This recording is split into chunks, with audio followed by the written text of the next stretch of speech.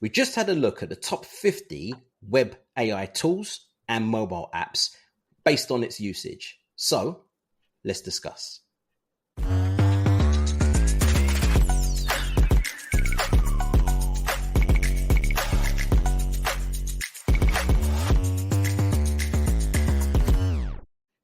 Welcome to the In a Nutshell podcast with myself, Andrew Miles Davis, and my co-host, Chris Branch. This is the daily 10-minute podcast where we take out all of the techie talk around generative AI and focus on what the everyday person, content creator, and marketer wants to hear. Now, we've only got 10 minutes, so we can only focus on one subject. And today, we're going to talk about a bit of research that came out, I would say about 5-6 days ago, from a website called A16Z. And it basically broke down the top 50 AI web and mobile apps based on its usage.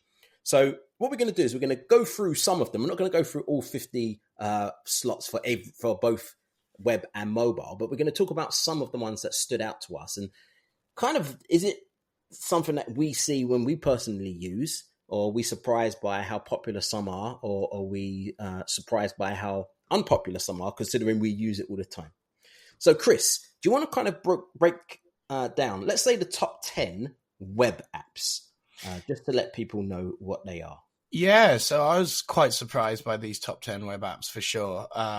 Some of them we've definitely played with, others we've heard of, and others we've got no idea what even they do or what they are or anything like that. So it is very surprising, and it just goes to show you how diverse AI apps have become, because all of a sudden there's some in the top 10 that literally never even heard of. Like one is called Janitor AI, for example, at number 6.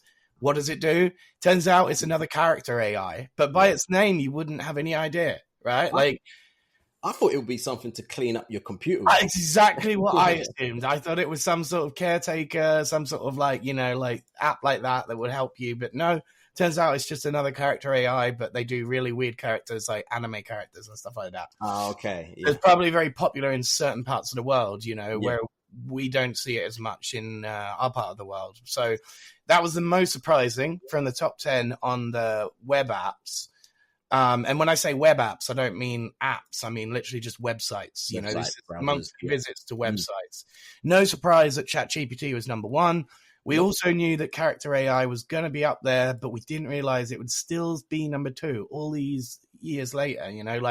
It jumped to number 2 very quickly and stayed there. Nothing's really rivaled it, so that's really quite surprising. And it's interesting that character AI is bought by, pretty much Google's bought character AI. So Google that's I think the way that they've managed to get themselves like in this space really is not necessarily their products, it's by buying. And that's what they did with Gmail. How they really became in the Gmail in the email space was buying Gmail. But then again, Microsoft bought Hotmail as well. So it's a popular tactic. Well, on that note, there's not a single Google product in the top 50. So the fact that they bought one at number 2 is, like you say, jumping up the polls quite a long way. Now, the surprising one that we know that Perplexity is very popular, but we didn't know that the web app is far more popular than the mobile app. And people have been praising their mobile app for a long time as being one of the best AI mobile apps out there. Yeah. But it doesn't seem that it's as popular as the web app. Not even close, in fact, because it comes in number 3 in the websites, but it only came in at number 50 out of 50 on the mobile apps. But no doubt it will climb that mobile apps list. Yeah. But for now, it's definitely surprising. The biggest surprise, though, probably in my mind, was the fact that Suno, one of the music apps that you've been testing, ranked at number 5. That surprises me. That's so crazy, right? Above Civit AI, above 11 Labs, above Hugging Face, above Luma AI, above Leonardo, above Midjourney, above everyone else. Really shocking that a music app is as popular. Well, we kind of guessed. We kind of guessed that music would be a very popular thing to generate, but how popular? We didn't realize Suno was going to just, get the reins like that. And Udio, my favorite, came 33. So that was another surprising one that, they're not at all an equal horse race in the music. Suno is far more popular than Udio. Yeah. I think quality-wise and what you create, they're pretty equal. But when it comes to popularity, it looks like Suno seems to be doing a bit, you can argue, better marketing. But I was surprised and not surprised. I think Suno is one of the platforms that it's so easy to use that as soon as you use it, and you can get addicted to it, as we both, both were stroke are. So that doesn't surprise me, but it does surprise me how many people kind of know about it. Yeah. Like now, as in it's a bit popular than, as you said, the likes of Midjourney or any of the image creators, really.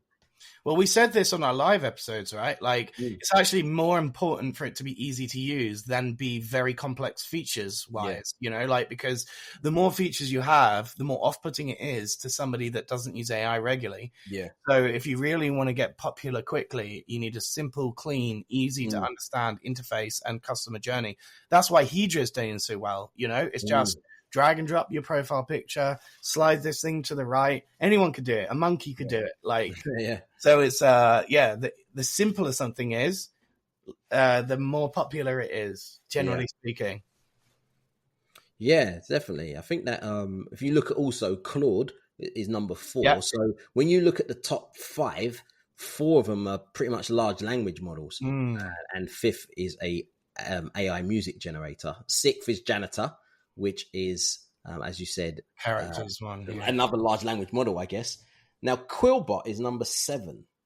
Quillbot I've played with before, but from a personal point of view, there was no use case for me to kind of use it. Essentially, it helps you come up with better ideas, better ways of writing. But I used it more as I kind of said, all right, I can do this on ChatGPT. I guess one of the main reasons that it's so popular is because of its plagiarism checker. So I'm thinking it's just a feature. Maybe that's the reason why it's so popular, because of it checks for plagiarism. So again, I've only used it more from like grammar checking, and is this kind of like correct the way to use it? But I just pretty much use ChatGPT to do that. I've never used that one. So yeah, it's surprising to me, but at the same time, actually the next 2 are also surprising to me. Poe I've heard of, but Liner I've never heard of. Yeah, I've just looked it up now, and it looks, very similar to ChatGPT.